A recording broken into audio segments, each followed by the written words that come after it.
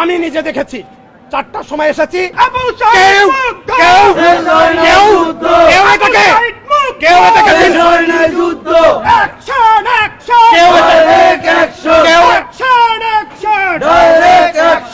সে শহীদ পরিবারের সদস্যদের জন্য যে টাকাগুলো বরাদ্দ ছিল জুলাই আগস্ট স্মৃতি ফাউন্ডেশনে যে 100 কোটি টাকা দেওয়া ছিল, সেখানে শত শত কোটি টাকাই মূলত সেই ফাউন্ডেশনে। তো সেই শহীদ পরিবারের সদস্যরা আজকে থেকে আরও শুনলাম যে 7 তারিখে নাকি জনাব শারজিস আলম সাহেব তিনি পদত্যাগ করেছেন, কিন্তু সেটি 2 দিন আগে হচ্ছে এটা সাধারণ মানুষ জানতে পারলাম বা আমরা জানতে পারলাম যে উনি ফেসবুকে পোস্টের মাধ্যমে যে উনি সেখান থেকে পদত্যাগ করতেন। তাহলে এতদিন কেন উনি জানালেন না? এখন চারিদিকে একটা সরব হলো যে তাহলে সেই ফাউন্ডেশনের 100 কোটি টাকা কি আসলে ফাউন্ডেশন আছে? তবে আমি একটা জিনিস এখান থেকে একটু জিনিস যদি আপনারা যদি নিজেরা রিয়েলাইজ করেন, আপনারা গণমাধ্যমের ভাইরা আছেন, আপনারা দেখছেন যে এবছর কিন্তু সর্বকালের একটি শ্রেষ্ঠ বন্যা হয়েছিল। আচ্ছা, আপনারা তো দেখছেন যে টিএসসিতে সেই বন্যার জন্য সাধারণ মানুষরা যে টাকাগুলো দিয়েছিল অনুদান হিসেবে তাদের খাবার দাবার এবং বাসস্থানের জন্য, সেই বন্যায় কবলিত ভুক্তভোগী মানুষের জন্য, বিশেষ করে সিলেট এবং ফেনীবাসীর জন্য, সেই টাকাগুলো এখন কোথায়? আপনারা জানেন যে 12 কোটি প্লাস টাকা সেখানে উঠেছিল, সেই টাকাগুলো কোথায়? তো যাদের কাছে আসলে যাদের হাতে মানুষের অনুদান দেওয়া, সহযোগিতার জন্য, যে ঘরের জন্য যারা ভুক্তভোগী বন্যায়, সেই সাধারণ মানুষের অনুদানের টাকা, ভিক্ষার টাকা, সেই ভিক্ষার টাকা যাদের হাতে নিরাপদ না, তারা সেই ফাউন্ডেশনের এই শত শত কোটি টাকা তারা কীভাবে এই শহীদ পরিবারদের কাছে দিবে? এটি আমার কাছে, আমরা এখন তাদের কাছে বলি যে আমাদের টাকা দেন, আমাদের সাহায্য করেন, আমাদের চিকিৎসা টাকা দেন। তা যাদের কাছে এই বন্যায় অবহেলিত মানুষগুলো ভিক্ষার জন্য, অনুদানের জন্য যে 12 কোটি 13 কোটি টাকা দেওয়া হলো, সেই টাকাটাই তো তারা পায় না। সেই টাকাগুলো তো তারা বন্যায় মানুষদের মাঝে সেই টাকাগুলো তারা বিতরণ করে নাই, তার অ্যাকাউন্টে রাখার জন্য টাকাগুলো দেওয়া হয়েছে। আজকে জুলাই স্মৃতি ফাউন্ডেশনের এখানে শত শত কোটি টাকা দেওয়া হয়েছে। এই টাকাগুলো মানে কাদের টাকা? এটা তো জনগণের টাকা। আজকে একটা অভ্যুত্থানে যারা, সেই অভ্যুত্থানে যারা শহীদ হয়েছে, যারা আহত হয়েছে, তাদের সহযোগিতার জন্য এই টাকাগুলো দেওয়া হয়েছিল। টাকাগুলো আসলে কোথায়? কোন মানুষটা কিভাবে টাকাগুলো পাচ্ছে? তাদের চিকিৎসার অবস্থা কি? আজকে দেখা যায় যে তাদেরকে মারধর পর্যন্ত করা হয়। কারা মারে? আহতরা কিভাবে মারে? ঢাকা মেডিকেলে ভর্তি আহতরা কিভাবে মারে? আসলে আমরা দাবিগুলো এখন কার কাছে তুলবো, বা কার কাছে এই দাবিগুলো করা, বা কাদের কাছে টাকাগুলো চাইতেছি, বা টাকাগুলো আসলে কি হচ্ছে, এটাই বুঝতে কিন্তু বাকি নেই সেই জিনিসটা। এটা এখন আসলে ওইভাবে, এখন যেহেতু অনুমানের উপর আবার কোনো কিছু বলা যায় না, কিন্তু যেগুলো দেখে আসছে এই পর্যন্ত সেই কথাটাই বলতে পারি। আজকে আমি যদি বলি যে আপনি যদি ছোট থেকে একটা ভালো একটা হাই ফ্যামিলি থেকে বড় হয়ে আসেন, যদি আপনার ছোট থেকে অভ্যাস হয় যে ছোট থেকেই আপনি ভালো ভালো খাবার খাচ্ছেন, তখন বড় হইলে আপনি যদি জেলে যান, হাজতে যান, বা একটা সময় যদি আপনাকে সেই খাবারগুলো কমিয়ে একটা নিম্নমানের খাবার দেয়, কিন্তু আপনি খেতে পারবেন না। আজকে দেখবেন আজকে আমরা দেখতেছি যে 3 লাখ টাকার কম্বল বিতরণের জন্য আমাদের একজন উপদেষ্টা তিনি 26 বার 27 বার হেলিকপ্টারে চলেন। মানে 3 লাখ টাকার কম্বল বিতরণে 20 লাখ টাকা খরচ করেন তিনি হেলিকপ্টার ভাড়া বাবদ। তো তারা তো নিজেরাই এখন আরাম আয়েস এত কিছু, মানে এসি রুম, নতুন যে একটা জৌলস, যে চাকরির জন্য আন্দোলন করে এখন হয়ে গেছে মন্ত্রী উপদেষ্টা। তো এখন তো আর সাধারণ মানুষের দরকার নেই। How impossible! কখনো এই সমন্বয়করা যদি ডাকে আর একজন মানুষ এই জন্য কাউকে পাবে না, কখনো না। তারা আমাদের সাথে ভয়ঙ্কর রকমের প্রতারণা করেছে। তারা আমাদের সাথে, আমরা যে কথা দিয়েছিল, আমরা যে কথার মাধ্যমে তাদের কথায় আমরা যে শুনেছি, আমরা রাস্তায় নেমেছিলাম, এটা কোনোভাবে আর দ্বিতীয়বার কোনোভাবে সম্ভব না। তারা ডাকলে পর আমরা রাস্তায় নামবো, কখনোই না। তারা আমাদের সাথে পুরো একটা প্রতারণা করছে।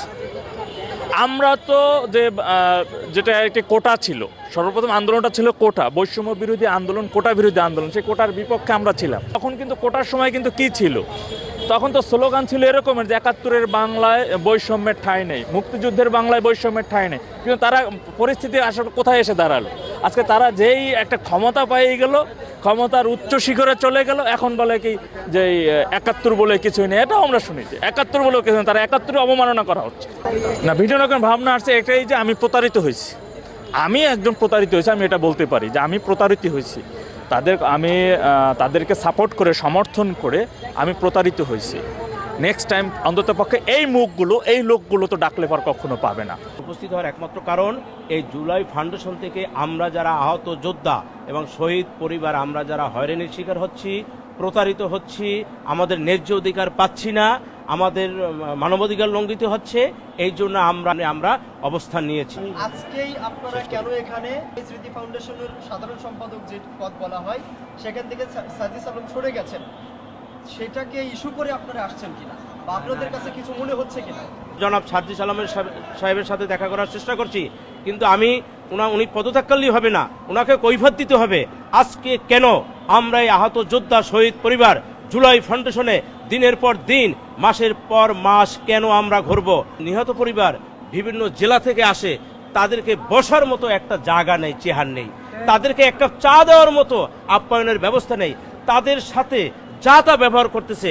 মনে হয় আমরা জুলাই আগস্টের আন্দোলন করে ভুল করছি। আমরা পদে পদে লাঞ্ছিত, পদে পদে বঞ্চিত নিজের প্রাপ্য অধিকার থেকে।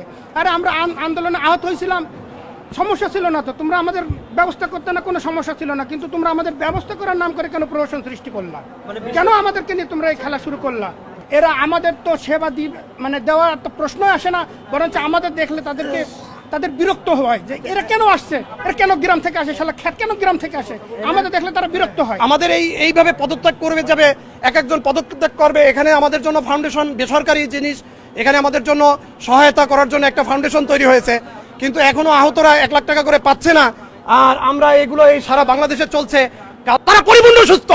আমি এইগুলো রাষ্ট্রের কাছে ধিক্কার জানাই, এই ধরনের চিন্তা ভাবনা এবং যারা এইসব কুচিকরি মহল, তাদের বিরুদ্ধে আপনারা কেন অ্যাকশন যাচ্ছেন না? এই যে 1 লাখ টাকা, এই যে বিভিন্ন প্রসেসিং, এদের মতামত নেওয়ার জন্য কি কোনো ভাইদের রাখা উচিত ছিল না?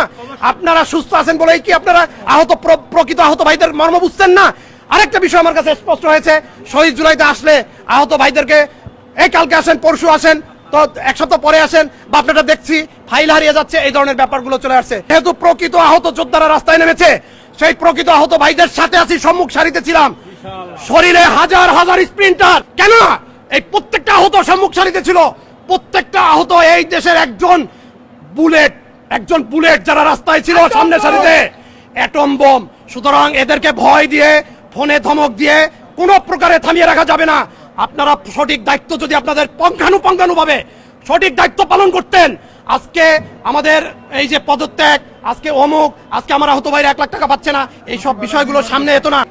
শহীদ জুলাইতে আপনার কাচ্চি বিরিয়ানি 4টার সময় আসতেছে, আমার একজন ভাই যখন ঘোরাতে আসে, আমি এই রাষ্ট্রের কাছে বলতে চাই, যারা এই রাষ্ট্রে এখন দায়িত্বে রয়েছেন, আমার একজন আহত ঘোরানো ভাই কি 1 গ্লাস পানি পেতে পারে না? আমার একজন আহত ভাই কি 1 কাপ চা পেতে পারে না? আপনারা কিসের শহীদ জুলাই করেছেন? কোনো ধরনের ট্রিটমেন্ট পাচ্ছি না ঠিক মতন। মেডিকেলে আজকে আমি নিজে গেছি, আমাকে হেনস্থা করা হয়েছে, পদে পদে আমি হেনস্থা হয়ে আপনাদের সামনে আসলাম। আপনারা জানেন না এই ছেলেটা খোঁড়ায় হাঁটে, আপনি প্রত্যেকটা একটু পায়ের দিকে ফলো করেন। হ্যাঁ ভাই, ভেরি পড়ানো বিভিন্ন। আপনারা জানেন 5 মাস যুদ্ধ শেষ হয়েছে, এখন এই 5 মাসে 110 কোটি টাকা আহত এবং শহীদ পরিবারকে দিতে পারে নাই, যেটা ডিজিটাল যুগ, যেখানে 1000 কোটি টাকা 10 দিনে দেওয়া যায়, সেখানে আহত এবং শহীদ পরিবারের 110 কোটি টাকা এখন পর্যন্ত দিতে পারে নাই। এই জুলাই ফাউন্ডেশন মূলা ফাউন্ডেশন, এই মূলা ফাউন্ডেশন ব্যর্থ। আসিফ নাহি কালকে Subscribe to my channel.